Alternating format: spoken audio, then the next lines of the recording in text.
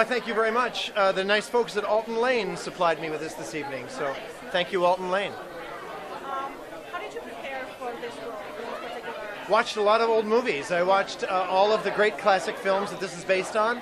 Gold Diggers of 33, 42nd Street, of course, which I'd seen many times, Footlight Parade, and so many more of those great old-fashioned films with Ruby Keeler and those great old character men who I watched like a hawk.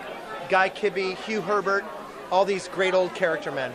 A lot of the other performances have started tap dancing ever since they were like 3, 4, 5 years old. How about yourself?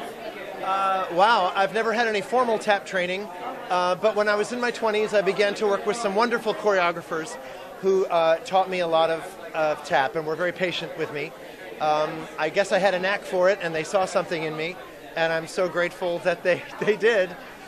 Because here this guy with a BA in journalism is tap dancing on Broadway all these years later, and nothing has made me happier. Every night before I come out for the big tap number, I think to myself, I get to tap dance on Broadway in gold shiny shoes, so I'm thrilled. And who's your inspiration as an artist, as a performer? Oh gosh, it fluctuates. I love Dick Van Dyke. Harvey Korman is a wonderful performer who I have idolized for years, and I slowly feel like I'm embracing his whole aura more and more. I just love him. There are so many. The old 30s, the 30s guys, of course, that I mentioned, but I'd say right now it's definitely Harvey Korman. That's excellent. Which are your best Broadway shows that you've actually seen and on Broadway right now? Like, what are your favorites? Right now? Well, Hamilton is certainly special. It's just one of a kind and just fantastic.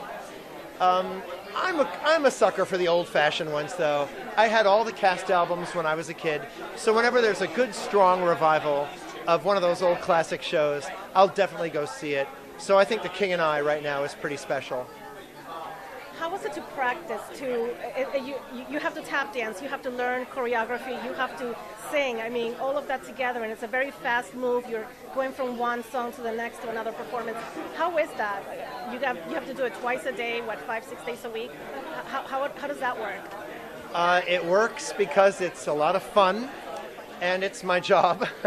But if I do that, it means I get to eat and drink anything I want, because I get to stay thin doing that. But no, Randy has definitely kept us busy and challenged us quite a bit with this. This is the hardest tap I've ever done. And I've done 42nd Street a few times, so I know some hard tap. This is the most difficult tap I've ever done.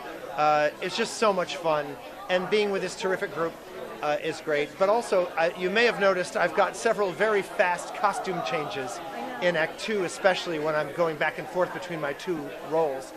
And so, even though I'm off stage, I'm very busy at those moments. So I think the show's going to do great on Broadway. Any ideas of possibly taking it on a tour to different, you know what I mean? Oh, well, sure. Wouldn't that be fun? That would be terrific. I'd love London to discover us again. There were some wonderful productions in London. Australia has had some successful productions of the show.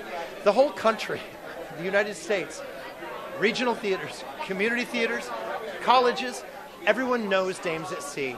It's sort of a go-to show because it has a small cast, but it's a good show, and so many people know it. And when you say, "Oh, I'm doing Dames at Sea," they're like, "I love that show. I played Joan. I played Lucky." You know, so many people know it and have such affection for it. And to get to deliver it to Broadway is an honor. It's an absolute honor. Well, you were really great. We enjoyed watching the show. It was fantastic. I'll have to see it again to just learn all the songs and so forth. And I hope everybody comes to see it. We do too. We think we've got a good show.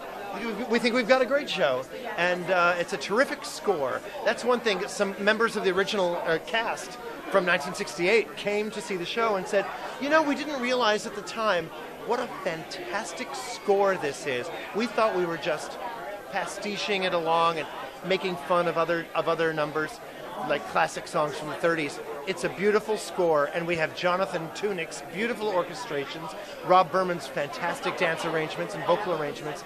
The music is just magic. It's just a terrific score." Thank you so much for taking the time to talk to me. Sure, my pleasure.